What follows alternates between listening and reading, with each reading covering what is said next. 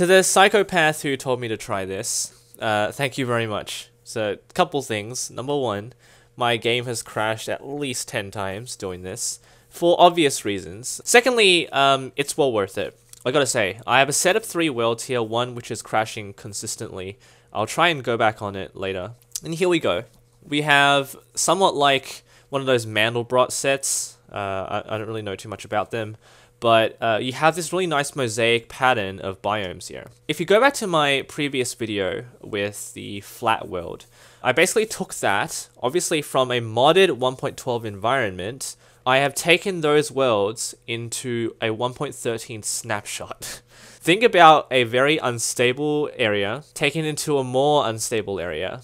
So the 1.13 snapshots cannot handle customized worlds. But I went into MBT editor and I hacked into the generator options. I changed it from customized to default, which is completely untrue, but it's tricked the game into actually loading the world. Which is why you're having these little moments where there are chunks that cannot be loaded, because the game doesn't actually know what to do.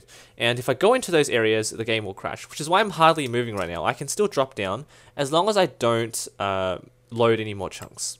So I've run through a gamut of things which essentially should not be working, but it is, and so that's why the game has crashed so many times. I'm going to drop the chunk distance down. So if I go back down here, you can see also what I've done is I've edited also the biome blending radius, which is a negative number now, which has caused these little distinct changes in grass tint. Of course, all of this is grass. You've just got the same block here, but because it's a different biome, the game is now discoloring it. So you've just got these really random patches of green, orange. I really don't want to explore this anymore because the game will crash and then I'm going to have to reload this and fix my editing. Anyway, so it's really nice. This is the first instance, and I actually have this really... What is this? If I go down, Forest Hills into Birch Forest Hills. Whoa, what is this? Oh, there's a caves. Because the water is just brown now because of this. So from... What is this? Roof Forest to Birch Forest Hills into Forest Hills. So there's one example. Obviously, without all the features, you can see exactly what I'm talking about in terms of the biome blending. Anything that's happening and evidence of this change in this shift. Okay, there's one example. I also made one with a village. Again, don't want to move around too much, but you can see the cross-section of the village essentially cutting through multiple biomes. And it's caused this havoc too. Swampland into river. I guess the river is... No, it's not. It's just swampland. Swampland is causing whatever this is. There's this random line, this red line. I'm going to fly back up here. It looks really nice. If I can just bump it up, hopefully it won't crash. Yeah, that's good enough. If I go to 9, I'm thinking it will crash. There's so many patterns here that you normally would not expect. This is just highlighting all the biome changes. Something that you would never witness in Minecraft whatsoever. You just keep playing survival. This is exactly what really happens when the game places biomes. The transitions are so nice and now just highlighted with this really rainbow variegated structure. But in any case, I cannot really travel too far, which is a shame. It's really unfortunate. I would love to just keep flying and then show you exactly where all the other biomes are, because I've just got a limited sample here. There's your village, and finally, if I go into the test world, which is essentially what's kind of crashing all the time, yeah, it's going to crash immediately. So, yeah, that's really unfortunate. Let me just load this back, and so you can see. Let me just drop this down to 5, and hopefully I can get back into the world.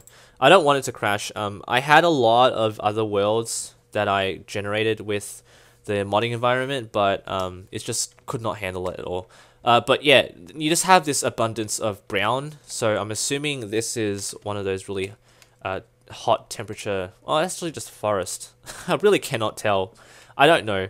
The colors are so random. I don't think they have anything to do with the biome at all in terms of, you know, a correlation. So a dark color would correlate to a more, like a hotter environment, but it really isn't the case. The colors are just so random and diverse. I really don't know what causes the game to choose these colors.